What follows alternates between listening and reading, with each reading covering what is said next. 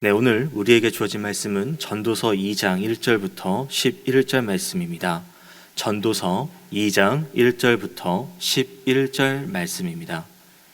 다 찾으신 줄 알고 한 절씩 교독하겠습니다. 나는 내 마음에 이르기를 자, 내가 시험 삼아 너를 즐겁게 하리니 너는 낙을 누리라 하였으나 보라, 이것도 헛되도다. 내가 웃음에 관하여 말하여 이르기를 그것은 미친 지 것이라 하였고 희락에 대하여 이르기를 이것이 무슨 소용이 있는가 하였노라. 내가 내 마음으로 깊이 생각하기를 내가 어떻게 하여야 내 마음을 지혜로 다스리면서 술로 내 육신을 즐겁게 할까?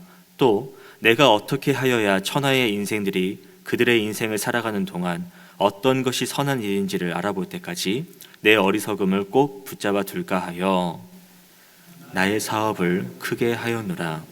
내가 나를 위하여 집들을 짓고 포도원을 일구며 여러 동산과 과원을 만들고 그 가운데에 각종 과목을 심었으며 나를 위하여 수목을 기르는 삼림의 불을 주기 위하여 묻들을 팠으며 남녀노비들을 사기도 하였고 나를 위하여 집에서 종들을 낳기도 하였으며 나보다 먼저 예루살렘에 있던 모든 자들보다도 내가 소와 양떼의 소유를 더 많이 가졌으며 은, 금과 왕들이 소유한 보배와 여러 지방의 보배를 나를 위하여 쌓고 노래하는 남녀들과 인생들이 기뻐하는 처첩들을 많이 두었노라.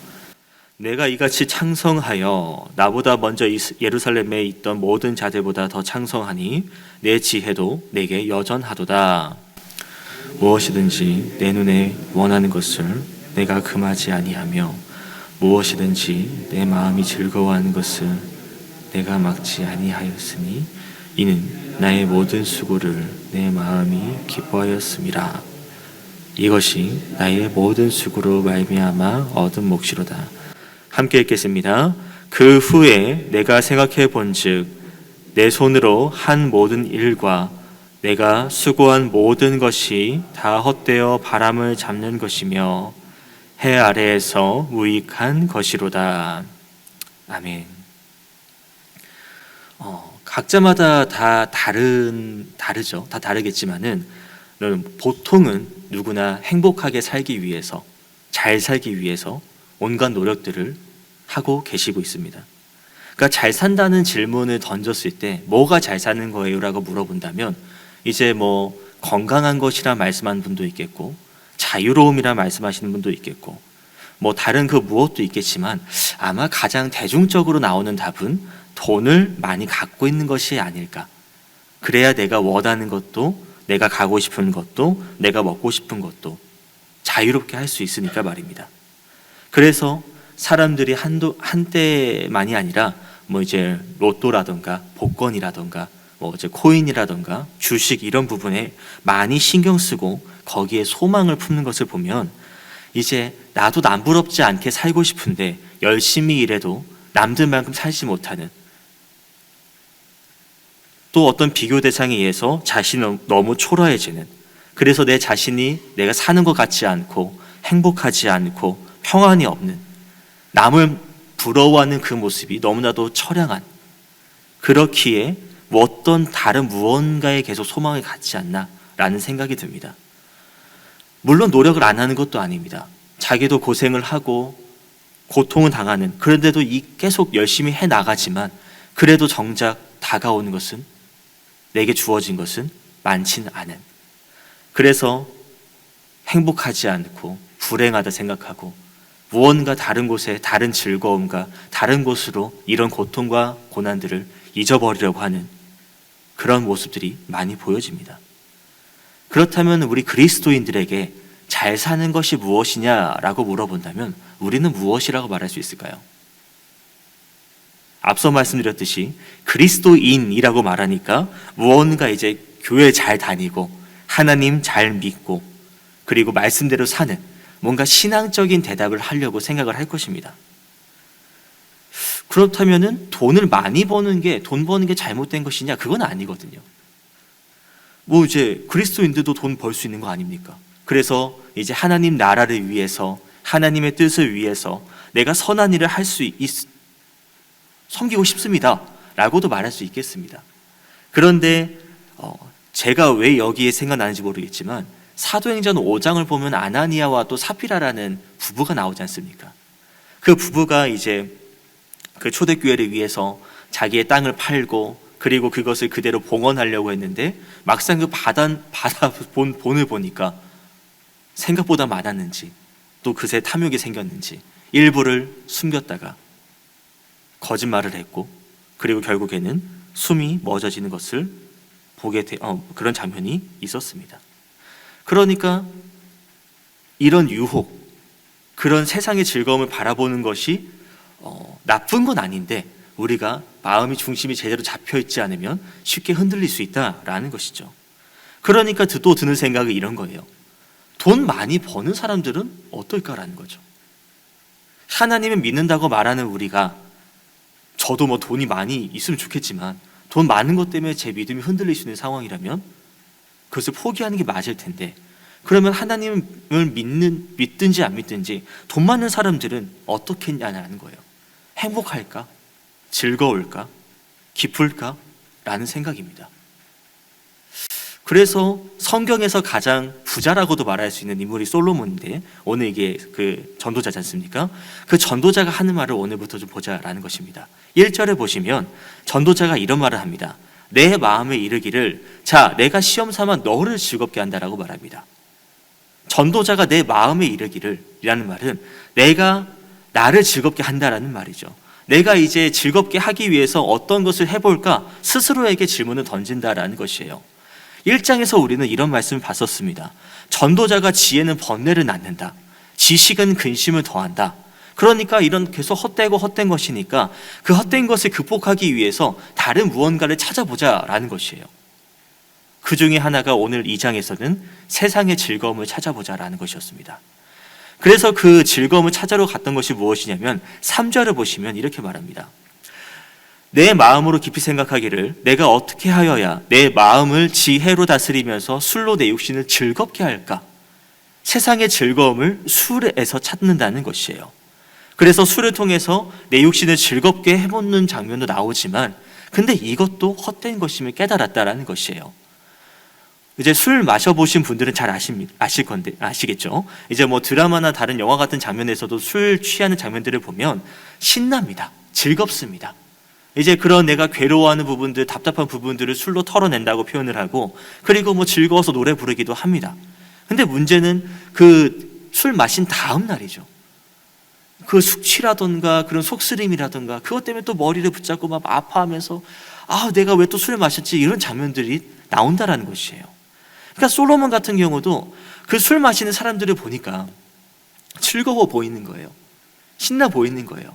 그러니까 내가 번뇌 때문에 괴로워하고 있는데 술 마시면 좀 나아질까 하고 같이 이게 술을 마셔봤던 것인데 근데는 술을 깨보니까 또다시 현실이 찾아오고 또다시 허무해지고 또 고통이 온다는 것이고 그러니까 2절에서도 나오는 말을 보면 웃어도 잠시뿐이라는 말을 하고 있는 것이에요. 잠깐은 고통을 잊을 수 있습니다. 술이 잠깐은 기억을, 괴로움을 잊게 해준다라는 겁니다. 그러나 술에서 깨고 나면 여전히 고통과 후회가 남는다. 잠깐은 세상에서 즐거움을 줄 수 있겠지만 영원한 참 행복을 주지는 못한다라는 것이죠. 그래서 솔로몬은 이것은 아닌가 보다 해서 또 다른 찾는 것이 무엇이냐면 아까 술은 이제 몸으로 즐기는 즐거움이라고 표현할 수 있다면 이제 정신적인 즐거움을 찾아갑니다. 그것이 이제 사업을 크게 4절이죠. 사업을 크게 하였다라는 표현인데요. 이 사업이 뭘까를 생각해 보면 역대하 8장 나중에 찾아보시면 이제 솔로몬이 건축했던 부분들에 대해서 나옵니다. 먼저는 성전, 그리고 자신이 머무는 왕궁, 궁전이고요. 그리고 또 집을 짓고 그리고 이제 국고성이나 병거성이나 마병성이라 그래가지고 이제 그 이스라엘의 그 경계선 있지 않습니까? 국경선 쪽에다가 군량미를 보관하는 곳, 그리고 전차를 보관하는 곳, 그리고 기병을 보호하는 곳 그런 성들을 지으면서 그리고 아까 4절 말씀 뒷부분처럼 집들도 짓고 포도원도 일구고 이어서 5절 6절도 보면 여러 동산과 과원과 과목을 심고 그러니까 이제는 내가 뭐 이제 즐거운 부분들이 내가 이런 거 지었다 그런 것들을 만들기 시작한다라는 것이에요. 그리고 이것을 사업이라고 말한 것을 봐서는 이런 또 건축업계가 사업하면은 이런 건물 지을 때 또 많은 이득을 보는 것으로 제가 얼핏 들은 것 같은데요. 그러니까 이런 또 뭐 성 짓고 집 짓고 또 이런 뭐 과목 같은 것도 지으면서 또 이 주머니가 이제 물질들이 제법 또 채워졌다라는 것이에요. 얼마나 채워졌냐라고 볼 수 있냐면 7절 보시면 그 말이 나옵니다. 먼저 예루살렘에 있던 모든 자들보다도 내가 소와 양떼의 소유를 더 많이 가졌답니다. 그러니까 나보다 앞서 있던 그 예루살렘의 그 어떤 사람이든지 간에 그 사람들보다도 내가 더 부자라는 거예요. 그 모든 자들보다도 내가 더 부자랍니다. 그러니까 엄청나게 벌어들인 거예요. 은과 금과 보배가 넘치도록 쌓아두었다라고도 기록하고 있지 않습니까? 그리고 그 다음에 또 하는 것은 뭡니까? 8절이죠. 노래하는 남녀들, 인생들이 기뻐하는 처첩인데요. 근데 즐거운 일이 있으면 또 이제 같이 흥겨워해 줄 사람이 또 필요하잖아요. 그러니까 노래하는 사람들 불러가지고 이제 같이 또 즐겁게 놀자 그러는 거고, 그리고 이제 기뻐하는 처첩들, 또 잘 알다시피 솔로몬이 이제 1000명의 첩과 처가 있다고 하지 않습니까? 그러니까 또 이제 그 여인들도 많이 가지고 있는. 그리고 10절에 말하는 것이 이거죠. 무엇이든지 내 눈에 원하는 것을 내가 금하지 않았고 무엇이든지 내 마음이 즐거워하는 것을 내가 막지 아니하였다. 내가 보고 마음에 드는 것들, 그것을 내가 금지 안 했다. 그냥 다 원하는 대로, 마음 간 대로 내가 하고 싶은 대로 다 했다라는 것이에요. 이 전도자 솔로몬은요, 최고의 지혜를 가진 사람입니다. 명예도 있고요, 권력도 가진 사람이에요. 그런 사람이 하고 싶은 것을 다 합니다. 즐기고 싶은 것을 다 합니다. 가지고 싶은 것을 다 가집니다. 뭐 온갖 쾌락에 다 해봅니다. 그런데 그런 모든 것을 누린 자가 하는 말이 11절 뭐라고 고백합니까? 내가 그 다 즐겨보고 다 해본 다음에 생각해봤는데 내 손으로 한 이 모든 일과 내가 수고한 모든 것이 다 헛되어 바람을 잡는 것이며 해 아래에서 무익한 것이로다. 술을 마셔서 육체의 쾌락을 채워도 참된 행복을 찾지 못했다라는 것이고요. 내가 그 누구보다도 부자가 됐는데도 불구하고 참 행복이 되지 않았다라는 것이에요. 취해도 보고 뭐 온갖 것을 가지고 사람을 다 가져도요, 결론은 11절이라는 거예요. 다 모든 것이 헛되다. 이런 것을 보면은 이런 생각도 들기도 합니다. 솔로몬이 태어날 때부터 왕족이지 않습니까? 그러니까 혈연이 일단은 대단한 사람입니다. 그리고 아버지 다윗이 얼마나 많은 재산들을 물려줬겠습니까? 또 성전을 지으라고 또 미리 준비한 재산들도 있고, 그리고 자기 아까 사업 얘기한 것처럼 자기가 또 사업을 해서 또 많이 벌어들였어요. 그리고 또 하나님 앞에 처음에 하나님께 예배를 드릴 때 다른 것보다도 하나님 백성을 잘 다스릴 수 있도록 선악을 분별할 지혜를 달라는 그 말에 하나님께서 기뻐하셔서 또 부귀와 영광도 주셨지 않습니까? 그러니까 이 솔로몬은 출발부터가 요즘으로 표현하면 금수저 그 이상 뭐 다이아 수저인 거라는 거예요. 모든 것을 다 이미 가진 사람이라는 거예요. 그러니까 너는 내가 너의 절반이라도 있었으면 좋겠다. 그것만이라도 나는 행복하겠다라고 말할 수도 있겠습니다. 왜요? 그만큼 가져보지 못했으니까 말입니다. 그런데 솔로몬이 하는 말을 다시 한번 보시면요, 배부른 고민이 아니에요. 배부른 투정이 아니에요. 우리가 이 정도면 만족하다고 생각할 수 있는 그 수준인데도 난 이 정도면 만족한다고 말할 수 있지만 솔로몬은 그 한참 이상을 가진 사람입니다. 그 한참 이상을 가진 사람이 내가 원하는 수준보다 더 한참 끝에 간 사람이 하는 말이, 이렇게 해도 저렇게 해도 세상의 즐거움은 헛되다라는 것이에요. 아무리 이것저것 다 즐거워 보여도 그것은 결국 하나님 없는 쾌락은, 하나님 없는 즐거움은 그냥 바람을 잡는 것과 똑같다라는 표현이라는 겁니다. 바람을 손으로 잡을 수가 없다라는 것이죠. 언젠간 사라진다라는 것이죠. 그러니까 오늘 말씀을 보면서 우리가 오해해서는 안 되는 것은 이겁니다. 그러면 하나님의 백성은, 그리스도인은 인생을 즐기면 안 되는 겁니까? 즐겨도 어차피 헛되다고 그러니까 그럼 세상에서 즐기지 말고 그냥 조용히 살아야 되는 겁니까? 아니죠. 그리스도인들도 즐거움은 있습니다. 다만 그 즐거움이 세상에서 말하는 즐거움과는 좀 다른 즐거움이라는 것이죠. 느헤미야 8장 10절에 보면 이런 말씀이 있어요. 여호와를 기뻐하는 것이 너희의 힘이니라. 시편 37편에서도 보시면 여호와를 기뻐하라, 그가 너 마음의 소원을 이루신다라고 말씀하고 계십니다. 그러니까 우리가 인생을 즐기는 것은 맞는 말입니다. 소유하고 만족을 누리는 것도 맞는 말입니다. 다만 우리가 가장 먼저 추구하고 가장 우선순위로 해야 될 것은 무엇이냐면 지혜의 근본이신 하나님을 경외하고 하나님께 기뻐함을 드러내야 된다라는 것이에요. 그렇게 하면 하나님께서 우리의 필요를 채우시고 또 그 채우심 안에서 우리는 영원한 행복, 참된 행복과 즐거움을 누리게 된다라는 것이죠.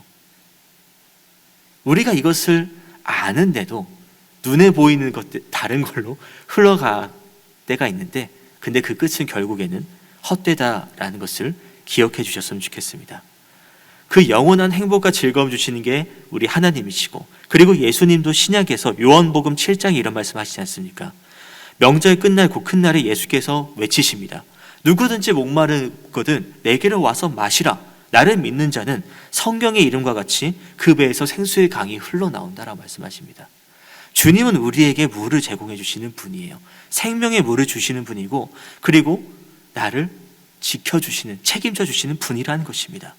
그 세상 어떤 걸로도요 만족을 못하는 게 전도자의 말입니다.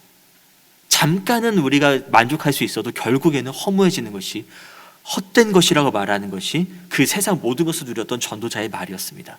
그런데 예수님께서 하시는 말씀은 내가 너희의 그 부족함을, 너희의 그 목마름을, 너희의 그 허전함을 내가 채워주겠다라고 말씀해 주신다라는 것이에요. 우리가 주님을 믿고 나아간다면, 주님이 주시는 말씀을 읽고 묵상한다면 또 그 안에서 우리는 만족을 누릴 수 있다는 것입니다. 주님만이 우리의 목마름을 채워주시고 우리의 부족함을 채워주신다는 것을 기억하시면서 오늘도 이 시간에